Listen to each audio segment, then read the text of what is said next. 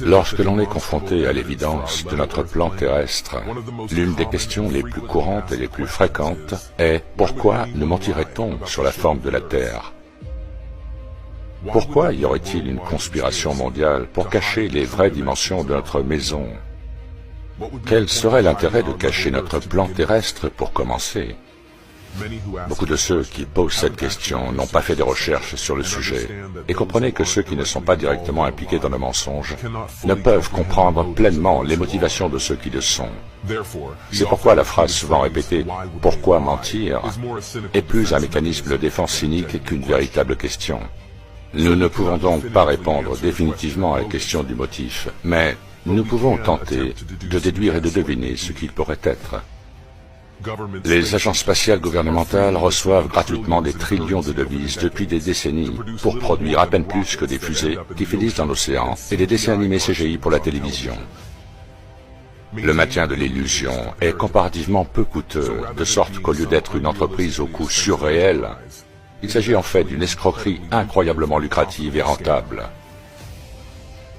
En plus d'être un moyen efficace de gagner de l'argent, la notion de l'espace sidéral, la croyance en Interglobe ainsi qu'en la théorie du Big Bang ont favorisé l'émergence d'une vision du monde nihiliste et matérialiste qui rejette l'idée d'une conception intelligente et la remplace par un concept de coïncidence chaotique aléatoire. Au lieu d'une conception intentionnelle des humains et de la Terre par un créateur, on nous enseigne que tout est venu à l'existence par accident et sans raison.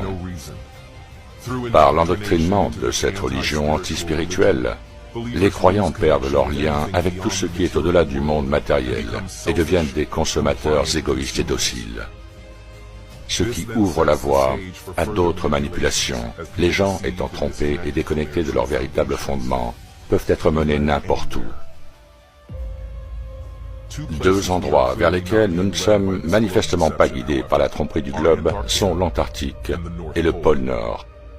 Ces deux endroits ont une signification inhérente au modèle du plan terrestre du cosmos, car l'Antarctique est le bord extérieur élevé qui s'étend autour de tous les autres continents, les encerclant, tandis que le pôle Nord est le point central du monde, là où toutes les boussoles pointent et qui est à l'aplomb de Polaris, la seule étoile fixe dans le ciel. Il est intéressant de noter que d'anciennes cartes du monde datant d'avant que la tromperie du globe ne s'installe décrivent des terres supplémentaires dans les deux régions. Depuis lors, ces lieux ont complètement disparu de toutes les cartes modernes.